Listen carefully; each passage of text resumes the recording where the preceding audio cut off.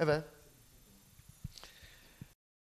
Bonjour, il y a en ce moment donc une exposition à la Seine-sur-Mer sur la figuration narrative. Il y a en même temps la sortie du livre de Jean-Louis Pradel aux éditions Azan. Et vous êtes un des piliers de ce mouvement, en plus particulièrement bien représenté avec de très beaux tableaux à la Seine-sur-Mer.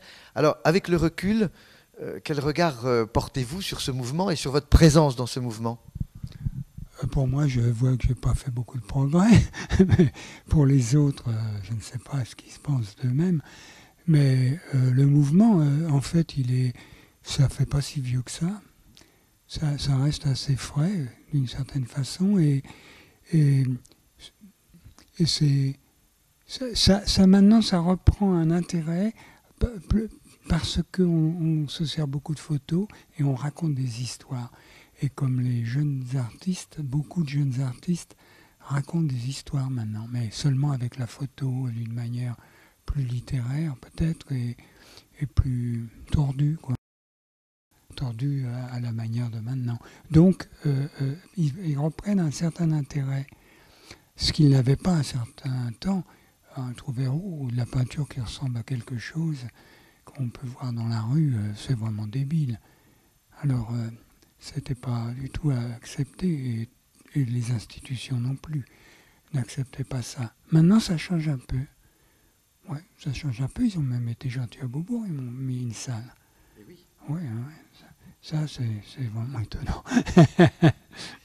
Alors, justement, vous parlez de narration, de rue, de ce que font certains artistes contemporains. Mais par rapport à cette appellation figuration narrative, elle semble effectivement très très bien coller aussi à ce que vous avez toujours fait dans votre œuvre, c'est-à-dire effectivement un travail de narration, un travail de fiction dans lequel vous vous êtes d'ailleurs toujours mis vous-même en scène, avec un principe d'autoportrait, ou même avec un des éléments significatifs de Jacques Monory, comme le chapeau. Donc la figuration narrative colle parfaitement à votre travail. Ah oui, moi je suis à part. Oui, oui, je raconte des histoires. Enfin, si mes petites histoires peuvent avoir un lien avec l'histoire collective, je trouve ça beaucoup mieux. Parce que seulement mes petits problèmes, c'est rasoir sûrement, mais mes petits problèmes sont les petits problèmes des autres. Donc, si je peux arriver, et oui, c'est ce que je cherche un peu, c'est d'arriver à parler de mes propres histoires intégrées à l'histoire collective. Alors, vous parlez de vos propres histoires, il y a toujours eu la fiction chez vous, et entre autres liée aussi au principe du roman policier. C'est quand même un des grands thèmes de votre travail. Oui, tout à fait, oui, oui. C'est ce que j'aime au cinéma, ce que j'aimais particulièrement, les films hollywoodiens 1945-50, noirs, voilà. Bon, et ça j'aime parce que je me sens plus détaché. C'est tellement artificiel, tellement faux au fond, que j'ai moins de peine avec la vie même. Le réalisme conscient des choses, ça c'est un peu dur à avaler. Alors, le roman policier englobe des situations dramatiques et sociales, souvent graves, intéressantes comme ça, et en même temps, c'est une porte sur un monde imaginaire. Il y a les deux, une contradiction dans les deux éléments, et ça me convient bien. Et les contradictions sont toujours très bonnes dans une œuvre parce que ça crée de la tension et parle de la vie. Alors vous parlez de romans noirs et vraiment très noirs. En ce qui vous concerne, c'est plutôt bleu.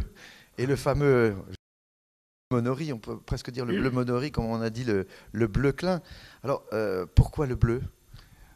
Le bleu, ça remonte assez loin. J'ai commencé à peindre bleu, j'ai peint bleu longtemps, après j'ai fait des couleurs, mais c'était jamais que des monochromies qui se touchaient, qui se pénétraient, jamais vraiment des couleurs, comme Monsieur Matisse ou d'autres. Pourquoi bleu? Parce que c'est incommode le bleu. C'est commode. Je peux pas. Il y a il y a trois. En gros, il y a trois raisons.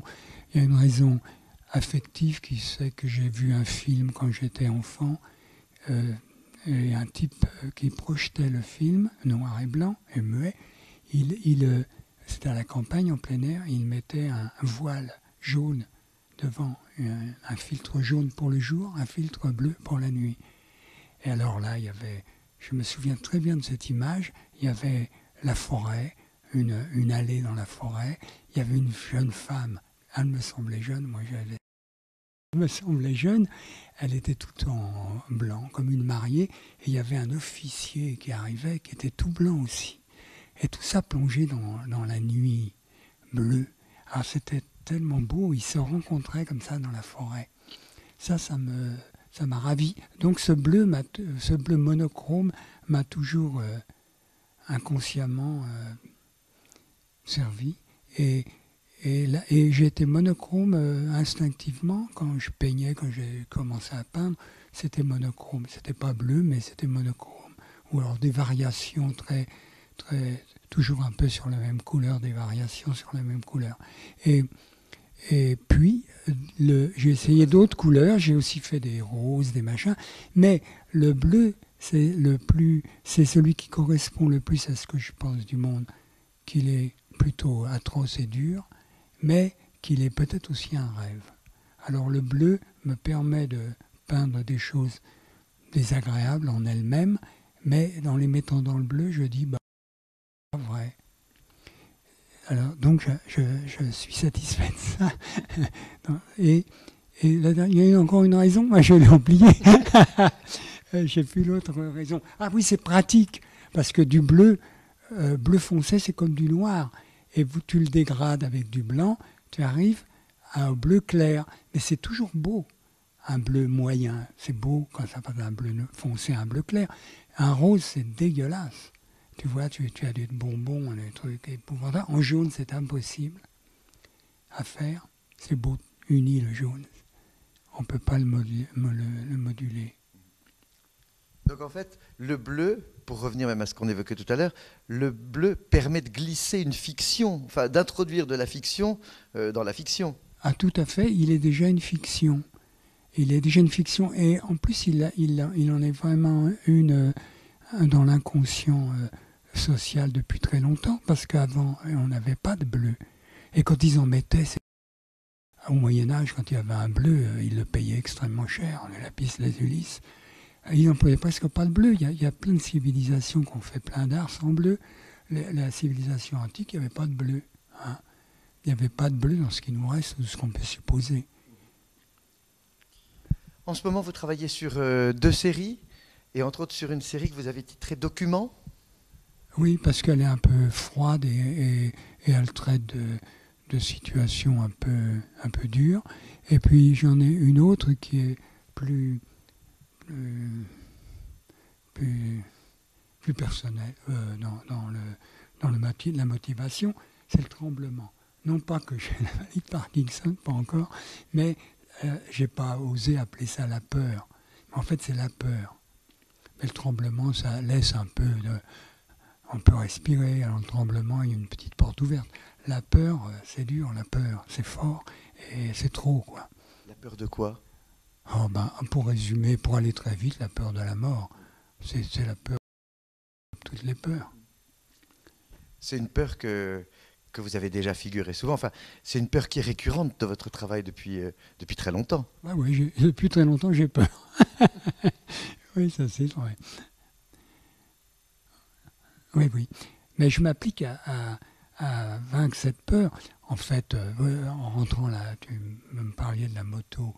Ben, à chaque fois que je prends la moto, je me dis, je fais un effort pour éviter pas éviter la mort, mais pour ne pas en avoir peur.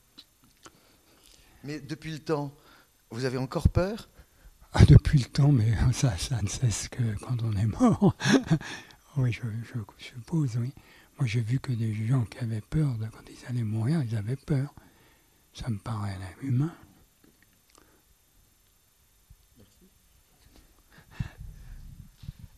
Tu as combien là?